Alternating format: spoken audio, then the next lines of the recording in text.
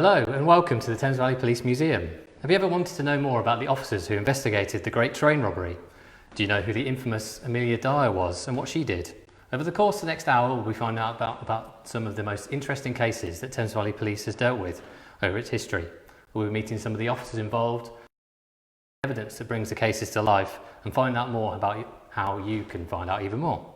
Please leave your questions in the comments and we'll try and get to as many of them. We can try and get to as many of them as possible in the next hour. Right now I'm joined by Colin Boys, our museum creator, and our Chief Constable, John Campbell. Thank you both for joining us tonight. Thanks, Jack. So Colin, I'll start with you. Cam and David on Instagram want to know, whereabouts is the museum? So the museum is located at Sulhamstead House, which is part of the Police Training College, based in the village of Sulhamstead, which is just near junction 12 of the M4. Wow, and Thames Valley Police has such a huge history, as we all know. What can you tell us about how the force started? So the force came into existence on the 1st of April 1968. In 2018 we celebrated our 50th anniversary, so we're a relatively young force in that sense. The force came into existence through the amalgamation of the 5 constituent forces, namely Berkshire, Buckinghamshire, Oxfordshire, Oxford City and Reading Borough, and those came together on the 1st of April 1968 to form Thames Valley Constabulary. It wasn't until 1971 that we became Thames Valley Police. Excellent. And John, why for you is the history of policing so important and of the force? Well, there's a couple of things really, Jack, is that any of the stories that you're going to hear about and the crimes and incidents that are going to be described tonight, they're a policing history, but they're also the community history of people that lived through some of the incidents, and certainly will recognise some of the things that we're going to be talking about tonight. So policing has an important role in the investigation or the prevention of crime, but it's something that happens to us all collectively, police and the community. And truthfully, you know, the police are the operational arm of the public. You know, we respond to the laws set by the public, by our Parliament, and we are there to support our communities across the Thames Valley. So dealing with incidents is very much part of the fabric of society and the communities across the Thames Valley.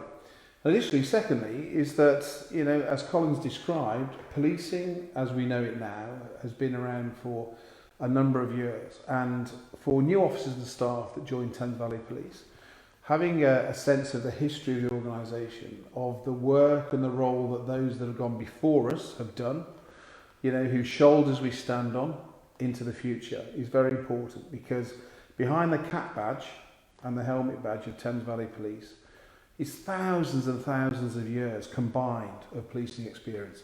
And it's important that my new officers and the officers that work for TVP realise that we are just the guardians of Thames Valley Police, and we hand it over to the next generation of police officers and staff, you know, and they will benefit from our legacy as we have done for those generations of police officers and police staff that have come before us. And I suppose that's what we're here to celebrate tonight. Yeah. So Colin, what are some of the larger cases that people may have heard of? So for me personally, I really rate 3 cases. One of them is obviously our bread and butter, which is the Great Train Robbery. The lesser known Amelia Dyer case, the case of the baby farmer or baby murderer, and then we've got the Denham Murders from 1870. Those are my top 3, which hopefully we'll be talking about a bit later. And a couple of people have asked, I'll start with you Colin, what's your favourite item in the museum? You sort of alluded to it already. Yeah, so there's one exhibit within the museum. It's a little bit macabre, I will admit, but it still gives hairs on my neck, causes them to raise when I think about it.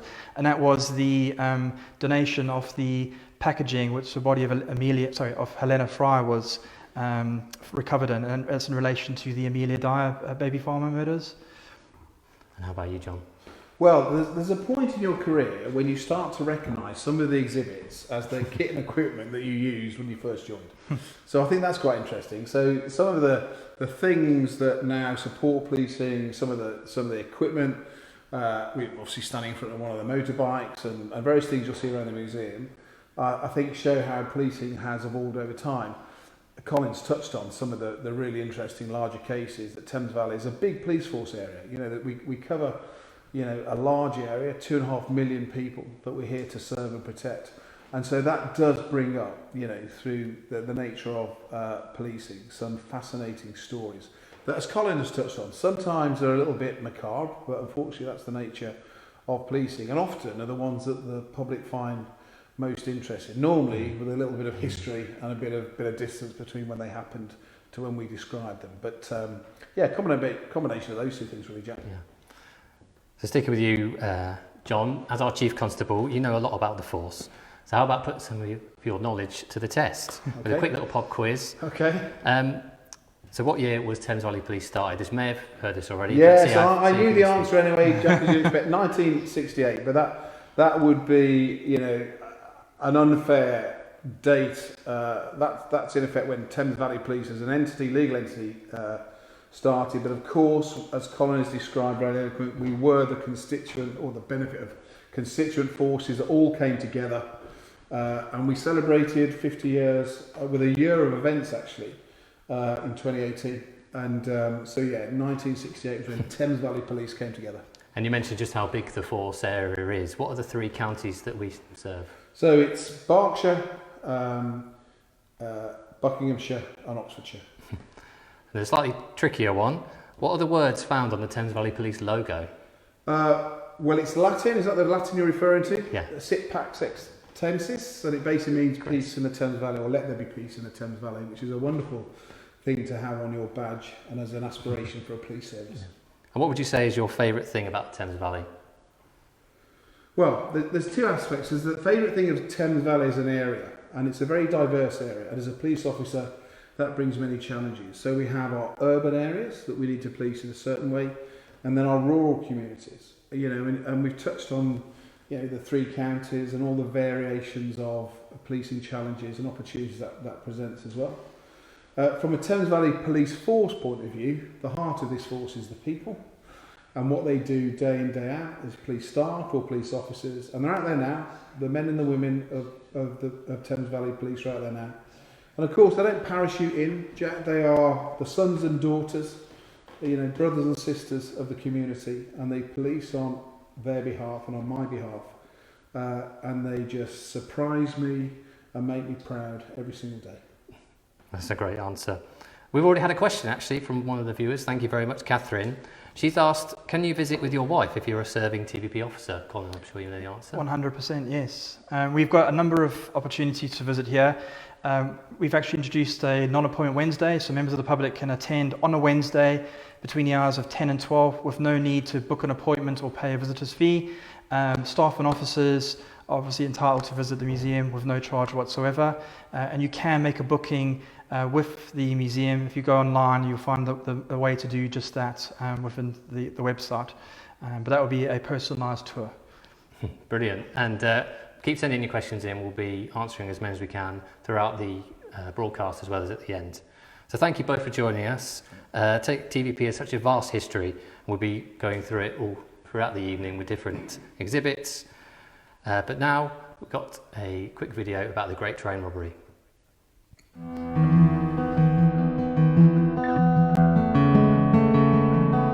Well, basically the Great Train Robbery is whereby a train is travelling from Scotland down to London with a considerable amount of money. They said to me on the phone, there's been a burglary at Cheddington railway station. And I said, what's gone? And they said, a train. The train was held up at a place called Brodego Bridge, which was in Buckinghamshire. It was a Royal Mail train. The Royal Mail had been interfered with, which is a serious offence anyway.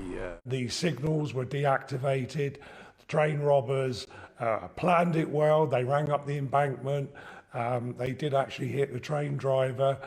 They smashed their way into the carriages, locking off the locks. The money was all in sacks. It was then offloaded onto the train, down an embankment, into some stolen vehicles, and then it was taken away to a nearby farmhouse. The police decided that they would put up a search of all buildings within a 26-mile radius. My sergeant down at my parents' station, Ron Blackman at Wadston, phoned me up at home at Brill and asked me did I know where Leatherslade Farm was. We went down to Leatherslade Farm. What struck us initially, and perhaps most forcibly, was the house. Every window was covered over, and as I climbed in, the light now coming in immediately gave me signs of occupation. That kitchen was absolutely chock-a-block with foodstuffs and provision. It was everywhere.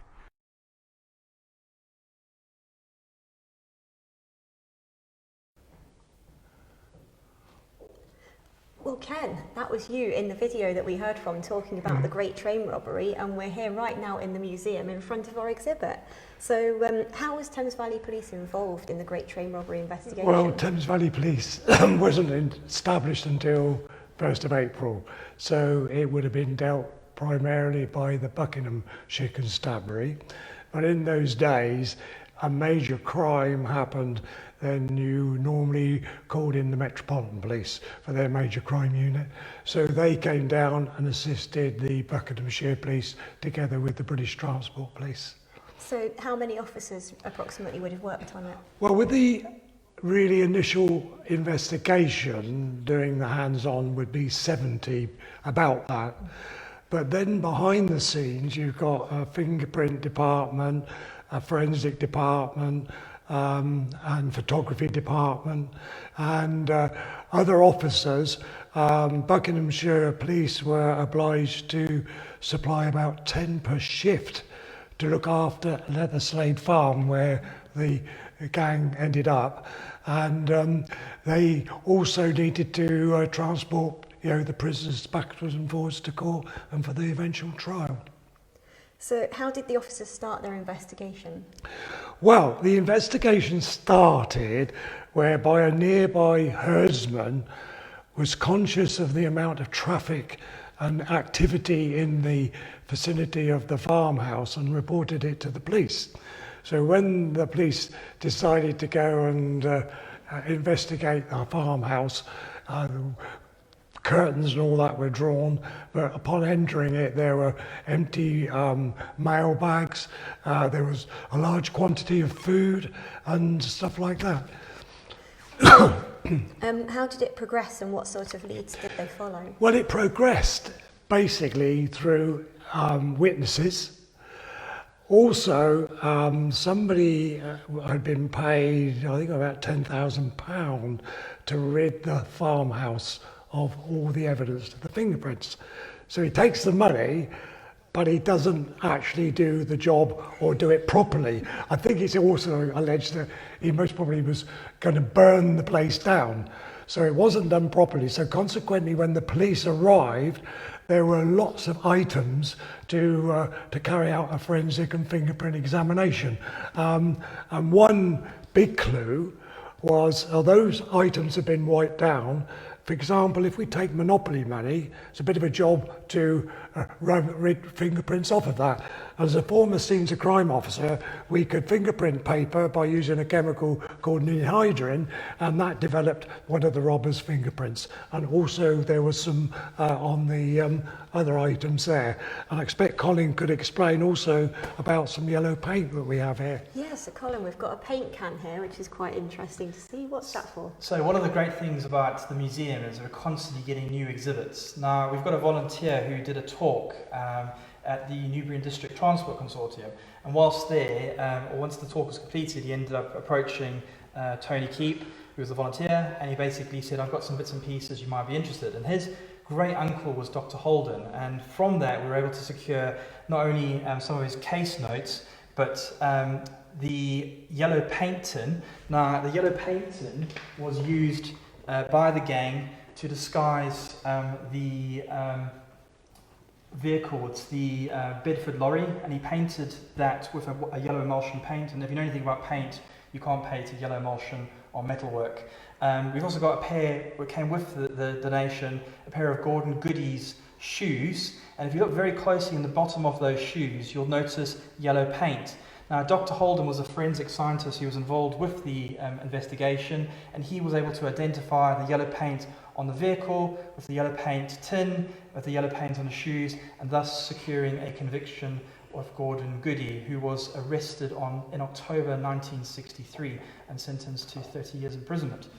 As I said, we're constantly getting new bits and pieces, and another great example is the handcuff links, which basically these were the handcuffs which were used to handcuff both David Whitby, the second man, and Jack Mills, the train driver. They were American-style handcuffs. The police had no keys for them, so basically, due to the injuries sustained by Jack Mills, he had to be rushed to hospital, and a fireman by the name of Bob Perry came along, using his bolt cutters to sever them, and he'd retained those in his wife's jewellery box for 50 years. And in 2015, he presented these to the museum, which I think is quite a lovely little story. Nice. That's really impressive, and it's nice that we've still got evidence coming in, even so recently. Very much so, yes. So, Ken, what was the outcome of the case? Well, the outcome of the case that all of them were captured, detained. I say all. There are rumours that there were some outsiders that really, there was the one who actually instigated it all, nicknamed the Ulster Man, was he the brains behind it.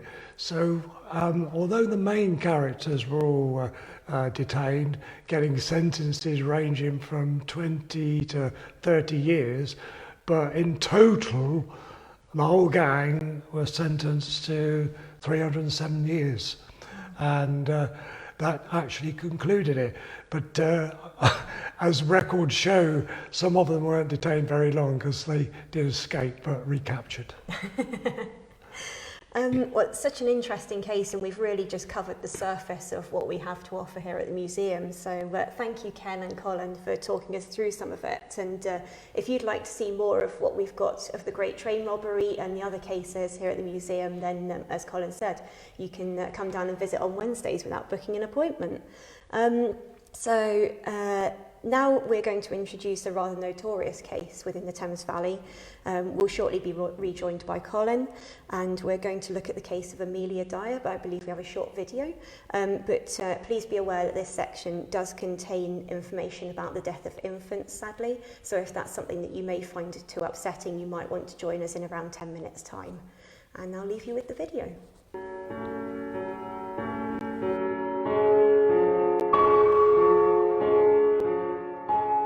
Oh, hello, I'm Ken Wells.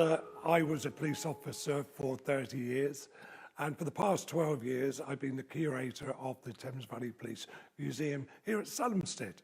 When I retired, I then took up the position of a volunteer helping out in the museum. Taking you back to the 1800s, when a lady had a child, whether she be out of wedlock or even if she was married, sometimes it was difficult to look after that child. There was no free, safe abortion. Illegitimacy was rife and there was no birth control. So she only had two options, either to send that child to an orphanage or she gave it to a foster mother. I'd like to introduce you now to Mrs. Dyer, who is also known as a baby farmer. Ladies would often reply to adverts that Mrs. Dyer had put into the paper, offering to take their child for a small fee, usually £10 to £20. And when they handed the child over, the clothing and everything else connected to it was handed over as well. There were conditions that they were able to come and visit the child as and when they wanted. Dyer started her notorious career right down in Bristol when she would put adverts into the local paper offering to adopt a child for a fee. In 1895, she moves to Berkshire, and an advert appears in the Newbury Weekly News which stated, "Wanted, care or nurse child, would have a good home, healthy neighbourhood. Good references can be given. Apply A.B. Aldworth." Let's move forward to 1896 and the location Caversham, Reading in Berkshire. Let's focus on the River Thames in the vicinity of where it meets the River Kennet. Here we have a bargeman navigating his craft along the river when he pulls up on the end of his pole a brown paper package. Upon opening it, it contains the body of a baby girl who had been strangled with a cord around its neck. To weigh the package down was a house brick. Now, the package had only been in the water a matter of days, and when the police examined it, they could work out some faint writing, and it read, Mrs. Dyer, Pickett's Road, Caversham. Oh, what a wonderful clue. They descended on Pickett's Road immediately, only to find that Mrs. Dyer had moved on. They found adverts as far afield as Bristol, Gloucestershire, Newcastle upon Tyne, London, which indicated the sheer magnitude of the crime that Mrs. Dyer had committed. Mrs. Dyer turns out to be one of the most notorious female killers this country has ever known.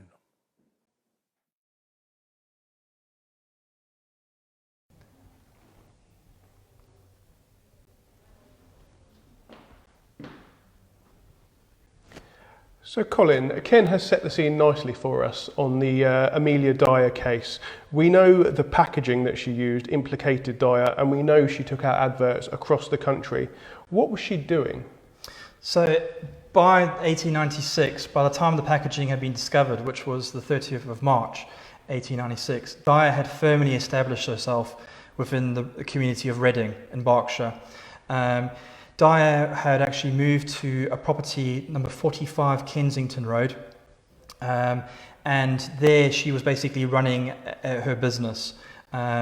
She was basically posting advertisements in local newspapers as well as newspapers across the country, advertising her service as a baby farmer, which she would basically be bringing in children who are unwanted, and she would look after them, or allegedly look after them, on behalf of their parents. And that could take the form of either a one-off premium, which ranged anywhere between £5 and £50, or weekly instalments, which I believe was around about 5 shillings a week. And tell us how the investigation took shape. Obviously, she started getting noticed what she was doing, and how did the evidence build against her? So this was the second time that Dyer actually came to the attention of the authorities. The previous time she had become to the attention of the authorities was in 1879, when she was arrested by the police and sentenced to 6 months in prison for neglect. At this particular point in time, the investigation really kicked off with the discovery of the body of Helena Fry, and that was within the Thames River by a place called the Clappers, which is near King's Meadow in Reading. And basically, from that point onwards, the investigation progressed. So we had a number of key players. One of them is Chief Constable Chewsley, who led the investigation. Then we've got Detective Constable Anderson, and then we've got him being supported by a Sergeant James. When the packaging was discovered, the detective took it, DC Anderson took it to Reading train station, which was where the Bristol Temple Meads postal service was running from. And the mail clerk working there was able to say to the officers, that's not packaging addressed to Thomas, that's actually a packaging addressed to Amelia Dyer. And she no longer lives at 26 Pickett's Road, she lives at 45 Kensington Road. As a result of that, the officers attended the property and made inquiries, and they discovered that Dyer had left there. She was in London visiting her son-in-law Arthur Ernest Palmer, as well as her daughter Mary Ann Palmer, commonly known as Polly.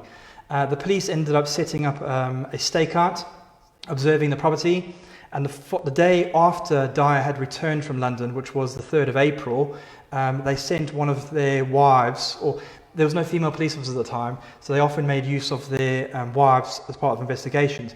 This officer's wife pretended to be in need of Dyer's services, and she made an arrangement with Dyer to return at 3 p.m. that day with £50. Bearing in mind, the average domestic worker was earning £22 a year. It's a lot of money.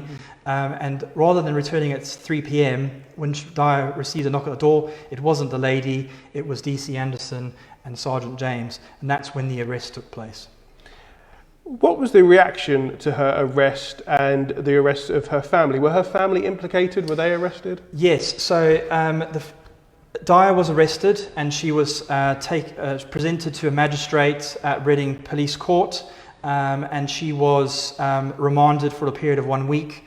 Her son-in-law, Arthur Ernest Palmer, was also arrested as an accessory, and later Polly was arrested as well. So all three of them were arrested. To sort of conclude it quicker for everyone watching, Amelia Dyer was the only person convicted. She was found guilty of the murder of Doris Marmon, and that was because of her confession letter. A total of 3 confession letters were actually written by Dyer. And Arthur Ernest Palmer, he was released, but he was promptly rearrested after being released from court for neglect in relation to a child being abandoned in Devonport. And Amelia Dyer's daughter, Polly, she was released without any further charge. Fascinating. 40 bodies were recovered, but only 17 of them were linked to Amelia Dyer, from what we know. Do you think, from what you know about the case, that her crimes were vaster than the ones that she was actually tried for? 100%. Now, Amelia Dyer, bearing in mind, she got into baby farming in 1868. So effectively her career, by the time she'd been found guilty, had spanned a total of 30 years.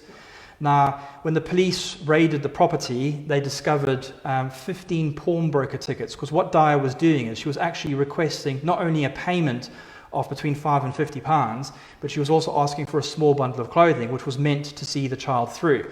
Now, Dyer was taking that bundle of clothing and flogging it to the local pawnbrokers. So they were paying her. She was basically a capitalist through and through, and she was generating as much income as possible.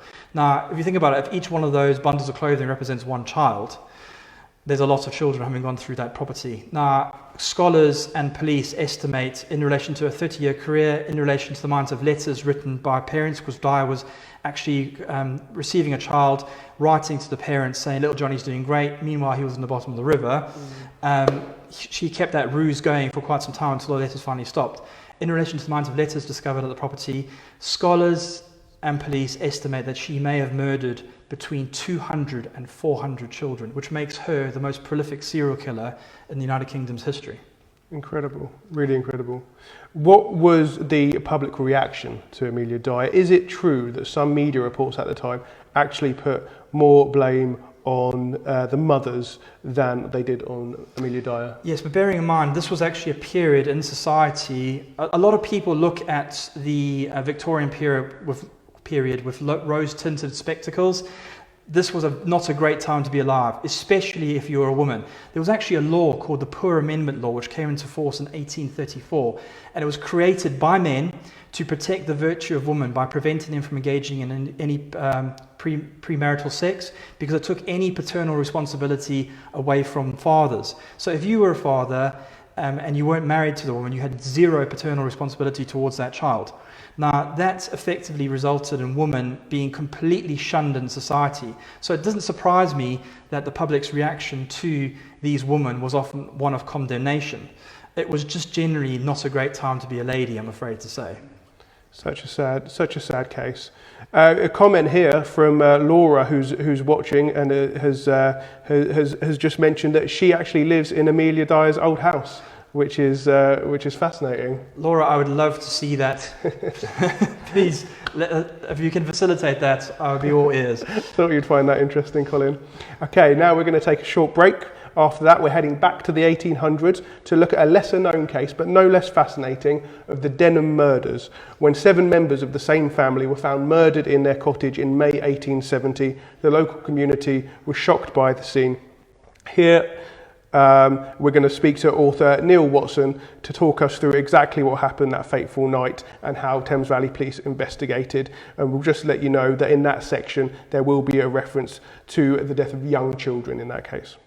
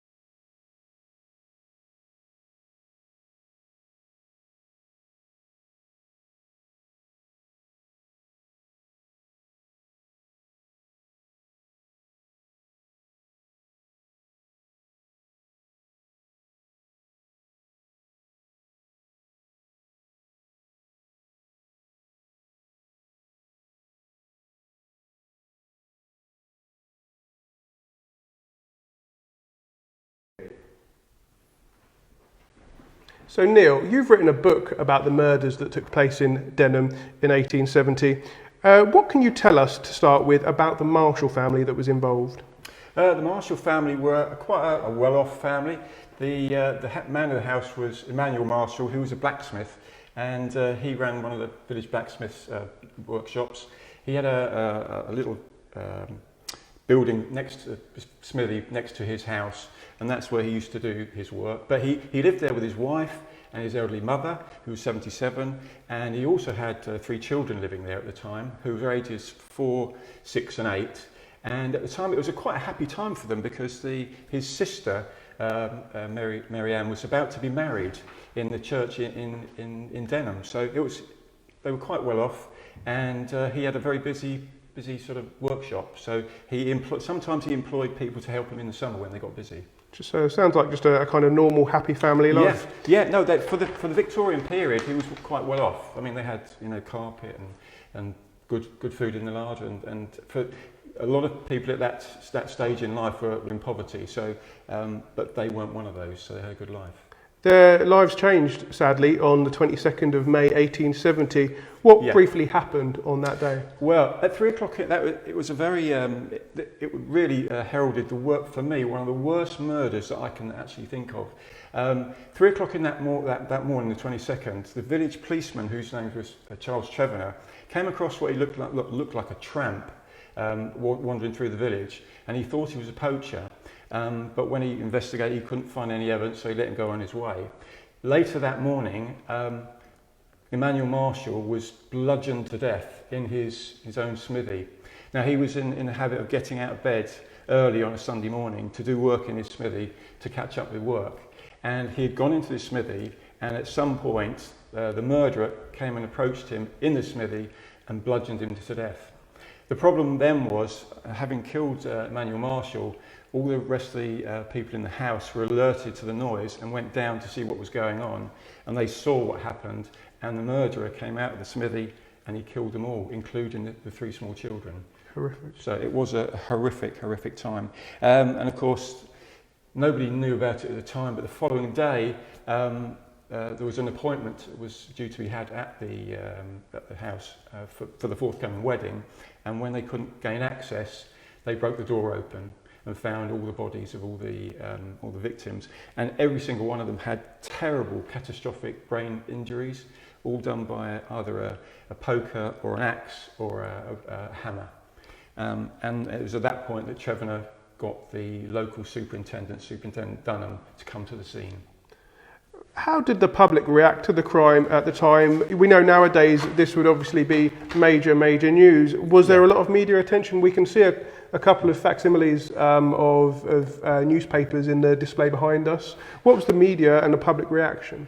Well, at the time, the crime was absolutely big news, huge news. It was on the front page. This one here, this is the Illustrated Police News, which was one of the main illustrated papers of its day.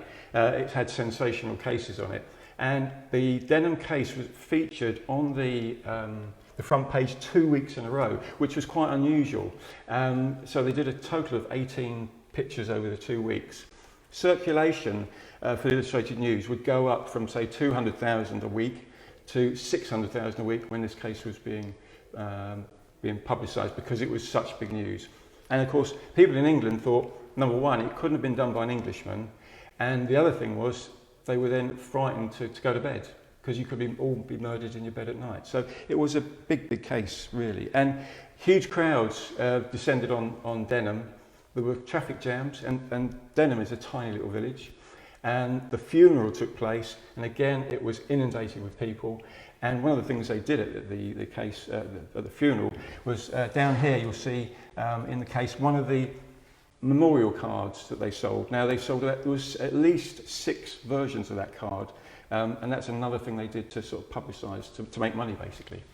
One piece of good news, I suppose, from this very sad case was that the murderer was caught. What can you tell us about how he was caught? Well, of course, he was not careful. If you're a murderer, you've got to take certain steps to make sure that you get away with it, and he didn't take any of those steps. So it was a combination of his blunders and the good work by the police that managed to catch catch the murderer. Basically what happened was this particular man, he was a common criminal. He came out of prison in London on the Saturday, and he made it known that he was going to Uxbridge and he was going to try and get money from somebody. And when he turned up at his usual doss house in Uxbridge and saw one of his associates there, he was wearing an old set of clothes. He didn't have a penny to his name, he had no property. But he spoke to a man called Charles Coombs, who was somebody who knew him, and he said, well, I'm going out tonight to see my brother to get some money. And Coombs knew that he didn't have a brother within 100 miles, so he knew he was going out stealing. And of course, shortly after that, the news of the murders came out, and Coombs then decided to go to Superintendent Denham and tell him what he knew, and he told him, the man's told me that he's left town and he's heading for Reading. So good policing came in there, and Denham said, right, you're coming with me, and they both then travelled to Reading to try and track him down. It was like a needle in a haystack case, really, but they managed, with the help of the local Reading police, to track him down to a place called the Oxford Arms, where they found him and arrested him just before he was about to get a gun out of his pocket, and they managed to arrest him and take him to the police station. You've told us a bit there about how John Jones was caught, and we forgot a question here from Eden, who's watching us. Oh, right. And he asks a relevant question, and he says, it's interesting to see over the years the difference in crime scene management from what would it have been then Yes. and to now. It seems like all and sundry could probably wander into the scene and have a look at the grisly mess. Yeah. I suppose not much was known about forensics at the time. It would No. have been more kind of old-fashioned policing, wouldn't That's it? true. Scotland Yard did come down to try and help, but by that time they'd already arrested the murderer. But, you know, on the night that Denham got to the scene, it was actually getting dark, just about getting dark when he got there, and he had to look at the scene through candlelight, and that's not really the best way of doing it. But yeah, they didn't have fingerprint DNA or any of those things in those days, so a very tough scene to investigate. So we were talking about John Jones and the trial. What happened to John Jones when he was caught and went to trial? He was charged and he was sent up to Aylesbury prison, first of all, on remand, and then he appeared at Aylesbury Assize, and there was a big trial. But with cases today, you would have weeks worth of evidence. This trial only lasted 1 day. He didn't have any witnesses at all. He only actually was represented by a barrister 2 days before the trial, so he had no time to sort of prepare a defence. But he really didn't have a defence, so he didn't speak in the trial, and he was found guilty. The jury actually only took 2 minutes to find him guilty. Wow. And the judge then put the black cap on and sentenced him to execution. Annoyingly, he never actually admitted being the murderer. He always denied doing it, but the evidence was absolutely, completely overwhelming. And one interesting little thing, that when he was going to be executed, the chap that had given Superintendent Denham the information, the key lead, Mr. Coombs, he walked all the way from Uxbridge to Aylesbury prison, and he knocked on the door and said, "Any chance I can come in and see the execution?" And surprisingly, they said, "Yeah, come on in," because and that was the end of John Jones. And for me, it's one of the worst crimes possible. But he did significantly. He had a head injury, a very bad head injury, when he was 15.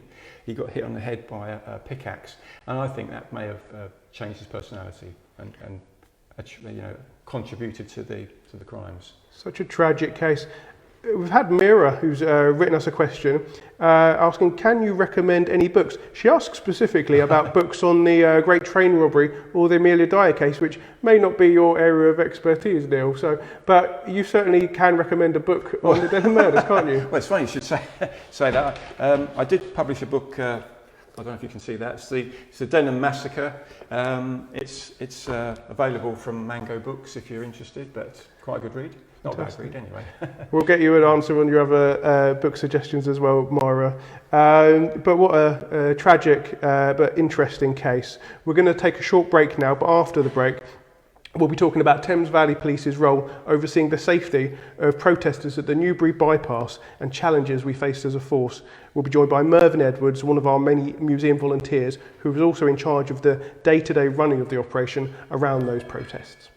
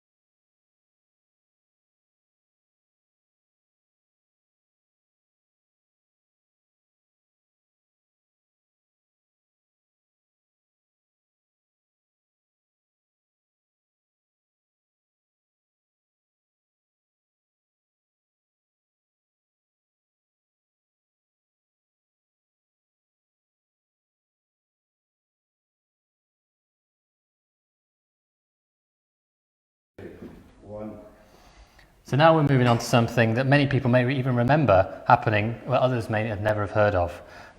These are the protests surrounding the building of the A34 around Newbury in the 1990s, which is still the largest environmental protest in the country.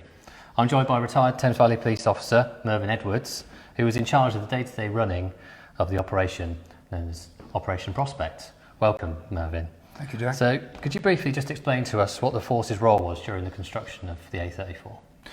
Yes, whenever you get a demonstration or a protest, then it's a necessity that the police are there, that they attend. This was slightly different in as much that we knew well in advance that it was going to be what we assumed it turned out to be, a massive protest. And so the police need to be there for one of their primary functions, with the safety of the public, everybody involved. In this case, the protesters as well. Numerous contractors and different agencies would be involved, and of course the police officers that are there themselves.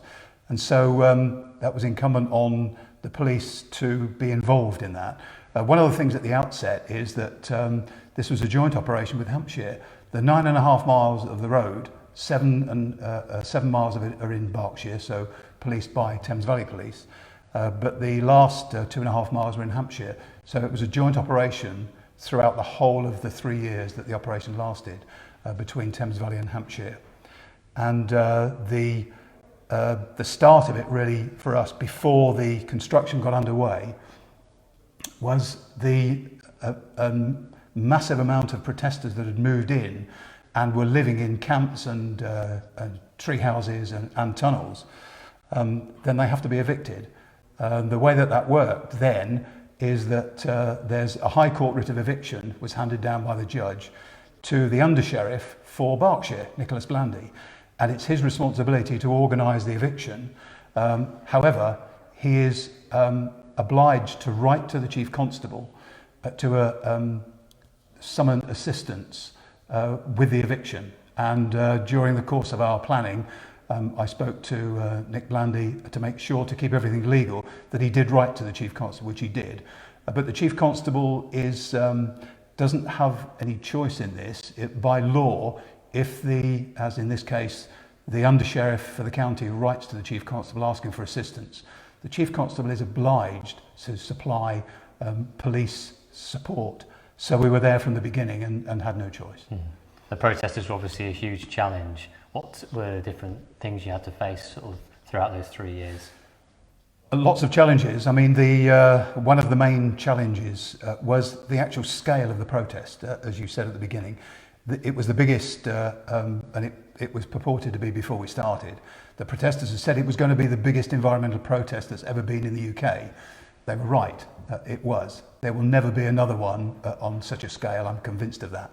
And here we are, just over 26 years away. I think I'm fairly safe in saying that that there'll never be another one like that. So at the outset, the challenge was the 3 years of the operation.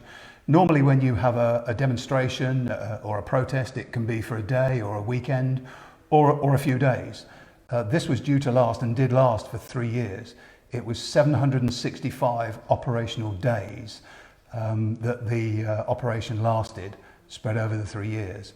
And so that was one of the main challenges. Another one that was new to us was the protesters and building tunnels. And that was something that's extremely dangerous. They had 7 tunnels, and the main tunnel was 9 months in the building. It was 30 metres long, between 3 and 4 metres in depth. And the plan was that they were going to get as many protesters down the tunnel when the eviction was due, which would have been extremely dangerous. We were very fortunate that we were able to take the tunnel in the middle of the night when they weren't expecting it, and supporting the undersheriff in that because it's part of the eviction. And it meant that we actually took the tunnel when there was nobody in it. One of the other challenges, if I may just demonstrate something, was some of the tactics that the protesters used, some of the things that we'd never come across before. There are several, and I'd just like to demonstrate this one. It's called a D-bolt, for obvious reasons.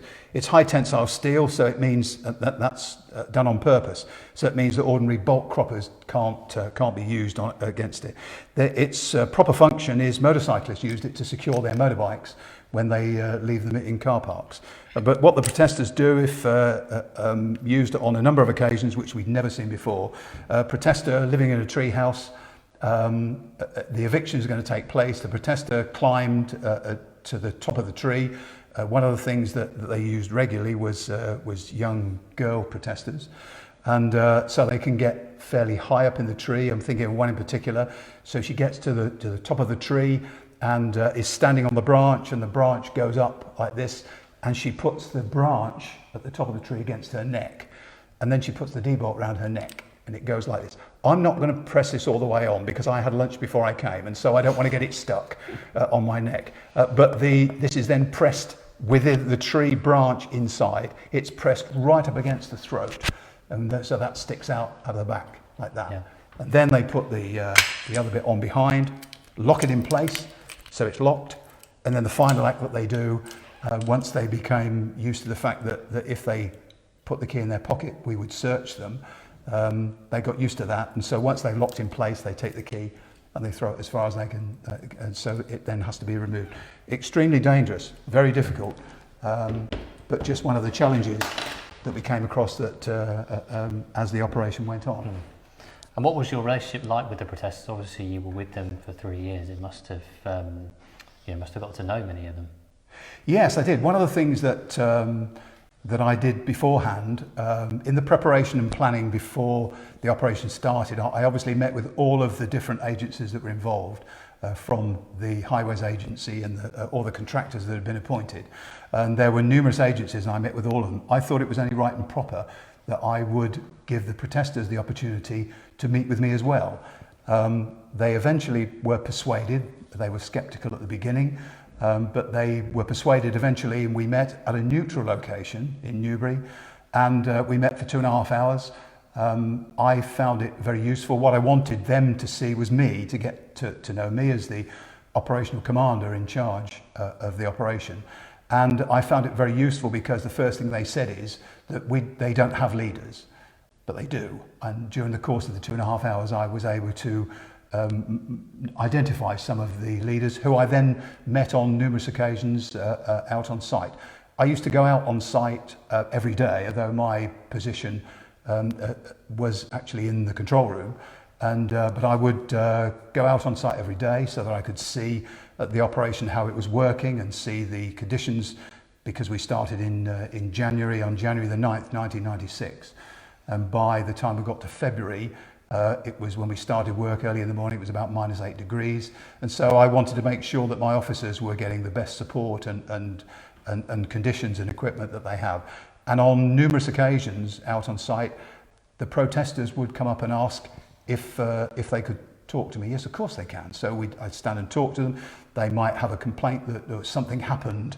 There was something gone on by one of the contractors or one of the private security, And were they going to be dealt with? Yes, of course they were. We're impartial in this. It's not our job to make sure that the road is being built. We're totally impartial, and anybody that commits any criminal offences were dealt with. And that's not just the protesters, that's anybody else, including contractors and private security. So I would have that support available and talk to the protesters, and so would the officers. One of the advantages that I had, that I recommended to other forces after the operation, is that we had a liaison officer, a local officer, who I'd worked with previously, knew very well, and after not many weeks, he was able to go out, into any of the camps, talk to any of the protesters on his own, without any fear of reprisals at all. And so that was another one of the ways of getting to know the protesters. Yeah. And the force's response to the protest is widely considered a success. What would you say were the keys to that success? I think one of the main reasons for the success is that we had, about 3 months before the operation started, and thanks to the support by the force, appointing a small full-time team and then arranging specialist training for the officers that were going to be involved in policing. We didn't just drag bobbies off the street to police it. We took a great deal of time and effort in training the PSUs, the Police Support Unit officers. So they're very experienced officers. And then for the first time, really the first time, we had police video teams, 2-person teams that videoed when offences were being committed and videoed the officers talking to the protesters. This sounds a bit trite really, but one of the things that we came up with is that when simple things such as there's a break mid-morning by the contractors, they leave their digger, JCB, go and have a cup of tea. When they come back, it's got half a dozen protesters draped over it and it can't work. So the police would be called, they'd have a TVP video or a Hampshire video team there. And the officers, we issued them with a pro forma, a laminated sheet that fitted in the pocket, and they would talk to the protesters and it would say, it would point out that they commit an offence. But is there anything that I can reasonably do to persuade you to remove yourself? Otherwise, I will have no alternative, you'll have to be arrested. And on occasions the protesters would say, no, thank you very much, I'm trying to save the planet. And then the 2 officers would arrest them and take them away. That was the first time that we'd used that. And when we came to giving evidence in court, the videos were available so that the magistrate could see what had gone on, and that was a great success. The other part of the success was the fact that in previous environmental protests, with all of the best intentions, some forces had suffered civil claims, and if they got something wrong in the whole procedure from the arrest onwards, then the protesters would sue. And so part of the brief was that we had the time to go into it in great detail and use this new legislation that had only just come on the statute book. And so the end result was the success. Was that during the course of the operation we had over 1,000 arrests. The conviction rate was 93.4%, which was totally unheard of at the time. And Thames Valley Police received 24 civil claims. None of them were met. They all failed, as did all of the appeals against conviction by some of the protesters. There were a number of appeals, and none of those were successful either. And I think that success has led to a lot of influence in how other police forces have policed protests. How has that sort of come about? Yes, it's again, it's one of the things that's very satisfying. During the course of the operation, we were contacted by other forces up and down the UK, where they perceived that they may have an environmental protest of some sort. We had, in England and Wales, of the 43 forces, we had more than 30 of the forces come to Thames Valley. We took them out and showed them round. We gave them all of the good practice, everything that we'd done.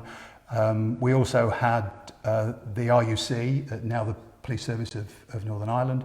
They came over to talk about and see how we looked after the officers out on the ground and equating that to the sort of things that they were doing in Northern Ireland.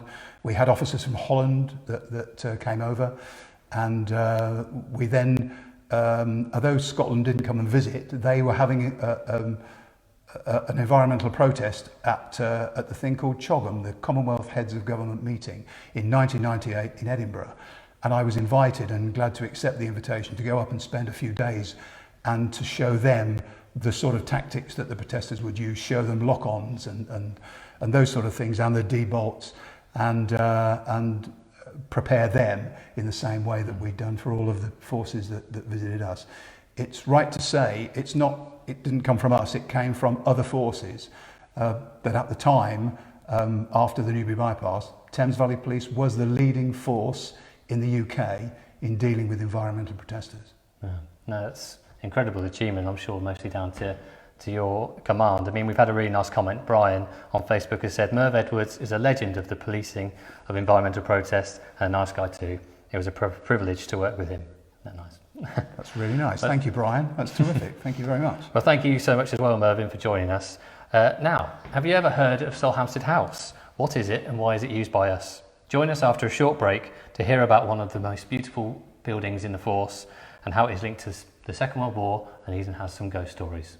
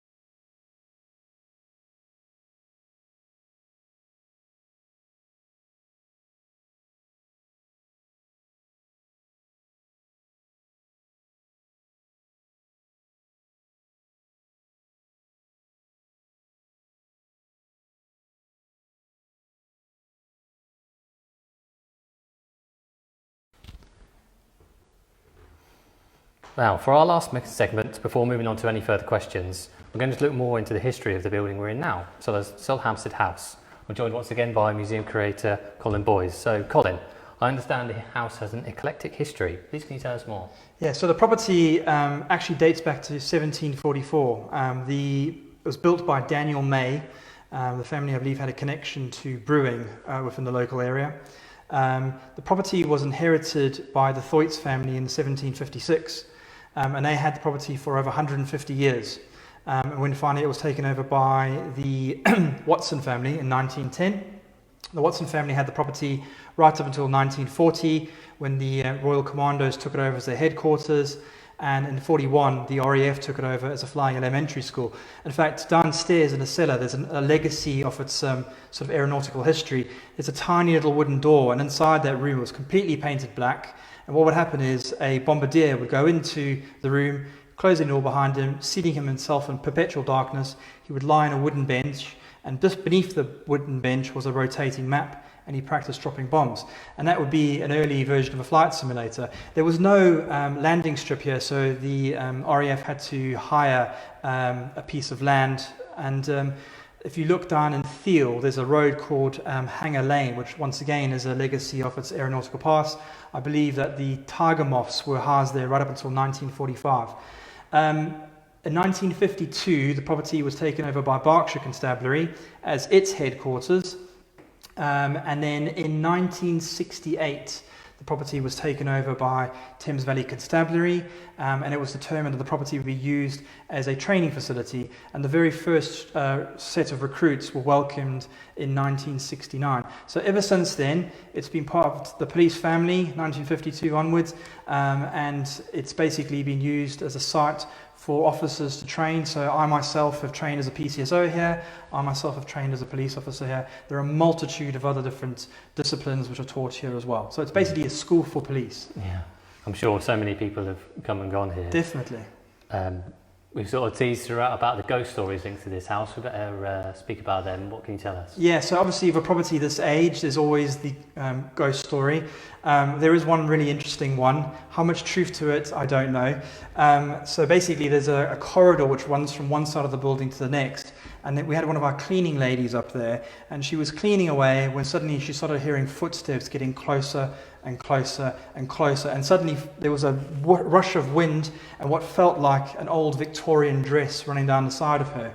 Now, legend has it, there was a young girl here who was in love with somebody who didn't love her back. And because of that unrequited love, this servant girl flung herself from one of the top windows. I don't have any evidence that this is true, but it definitely makes for a great story. Absolutely. I understand there's also a love story associated with the house to do with a tower down the road. So as I mentioned to you, one of the more notable families to live here is the Thwaites family, who lived here for over 150 years.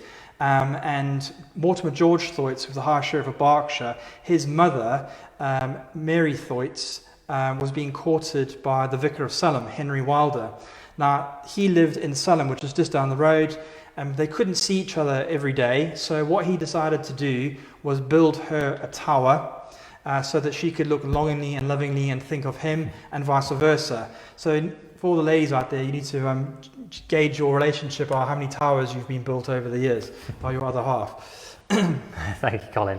So we'll get on to some more questions now. Thank you for everyone who's been waiting. Amanda asks, how has the uniform changed over the 50 years to protect officers? Oh, very much so. I mean, in the past, there was absolutely no body armour. I've heard stories of in the 1990s when body armour was not personal issue. It was basically hung in corridors and you would allocate it to yourself when out in a shout. Obviously, these days, all officers are issued with their own personal body armour. We have body armour for PCSOs, body armour for police officers. From my understanding, that's stab-proof as well as small caliber round-proof. Then again, we have the ARV officers who have ceramic ballistic shields behind their conventional body armour as well. So yes, I mean, there's a great deal of development over the years. Gone are our old tunics, which were made of wool.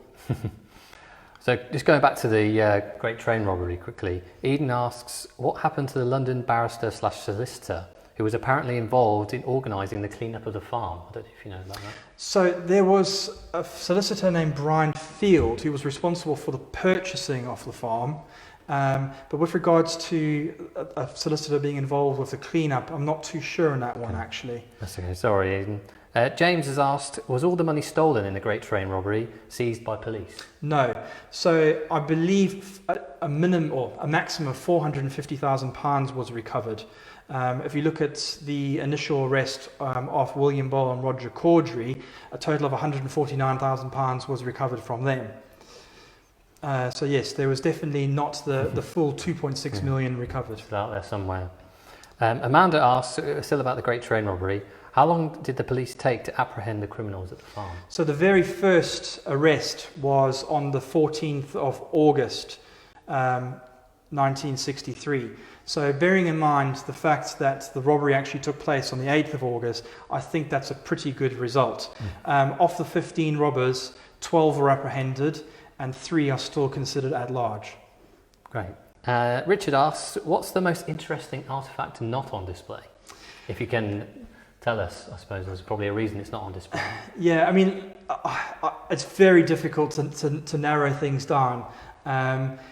We do have a very fantastic leather-bound book, which I'm trying to figure out a way of displaying, and that's approximately 300 years old. At some point in time, we will be looking to display that, but it hasn't quite got to that stage just yet. No, I'm sure there's many more things that could be put on display. We've had a question from another James, who's asked, what's the strangest thing you've ever found in the museum? I'm not so sure about the strangest thing, but I can definitely tell you about the spookier situation. So obviously we've had Neil Watson today talking to us about the Denham Murders. Now, I had never met Neil previously, and when I first took over the museum, the majority of our artifacts were housed downstairs in the cellar. And whilst I'm there one day exploring, I happened to come across a old photocopier box. And when I opened up the box, the first thing I found was that beautiful newspaper, which was damp, folded over, and looking in a very sorry state. And then from that, I found the funeral card, as well as the pocket watch that was awarded to Superintendent Thomas Denham in recognition of his zeal and ability in apprehending the Denham murderer. There was also the mantle clock. And I thought, geez, what does this all relate to? It's been buried in a box downstairs. I kid you not. 2 hours later, I received a phone call from a gentleman identifying himself as Neil Watson, explained to me that he was a retired Metropolitan Police officer and aspiring author, and he was doing a book about the Denham Murders, and did I have anything about it? That is quite spooky. Definitely. We've had more questions. Richard has asked, what is known of the stories of those named on the Sulhamstead War Memorial, members of the former police forces who died during the 2 World Wars? Yeah, so we've been doing a lot of work with the Imperial War Museum. They're on a massive project right now, which is helping to document the lives of the names of the officers who are represented. Majority of those are from Berkshire Constabulary. I would definitely recommend, if you wanted further details about that, is actually looking at the Imperial War Museum, their records, because they actually are doing a lot of focus upon that. So it's definitely a great place to start from.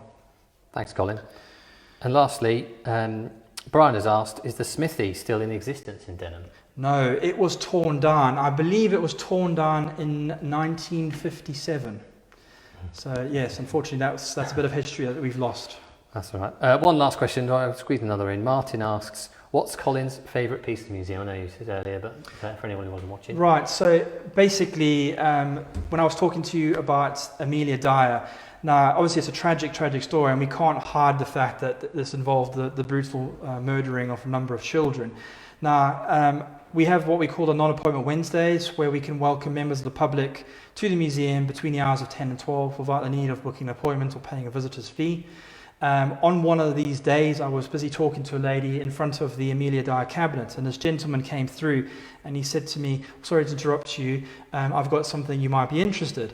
And he said, are you familiar with Amelia Dyer? And obviously quite clearly I was standing in front of the cabinet, and I explained, yes, I was. And then he asked me, are you familiar with the story of Helena Fry? Now, Helena Fry was the body which basically was discovered by a bargeman on the 30th of March 1896, and it resulted in the commencing of the investigation. Now, her body was found in the Thames River, wrapped up in a brown parcel packaging. When the packaging was opened, it had the address, or the name Thomas, and it had the address 26 Piggersworth Road. So yes, I was familiar with the story. He came in and he said to me, I've got the packaging. I've got the very packaging in which her body was recovered. I've got the white edging tape that was used to strangle her with. His great-great-grandfather was D.C. Anderson, the investigating officer of the case, and he had produced that as evidence in court. And in those days, evidence was as closely guarded as it is today, and he had retained that as a bit of a memento mori within the family loft. And 120 years later, the family had discovered this packaging inside their loft, and then they presented it to the museum. Once again, another one of those moments where you have that hair standing up on the back of your neck. No, it's incredible. Well, thank you so much, Colin, for joining us, and thank you everyone else for joining us on Facebook Live. Tonight we talked about our past, but could you be part of our future investigations? Our force is now recruiting for police constables and detectives. Please come and join our team. Visit tvpcareers.co.uk to learn more and apply. Well, that's a wrap. Thank you for everyone for joining us tonight. Thank you for everyone who's watching. Sorry about the technical difficulties, but thank you for bearing with us. We hope you've enjoyed this Facebook Live. We've travelled the length and breadth of Thames Valley to look at just a few cases that have crossed our force over the years. Please visit the museum to see even more cases from down the years, and keep your eyes peeled on social media channels for more details for when you can join the next Facebook Live. Thanks again. Thank you.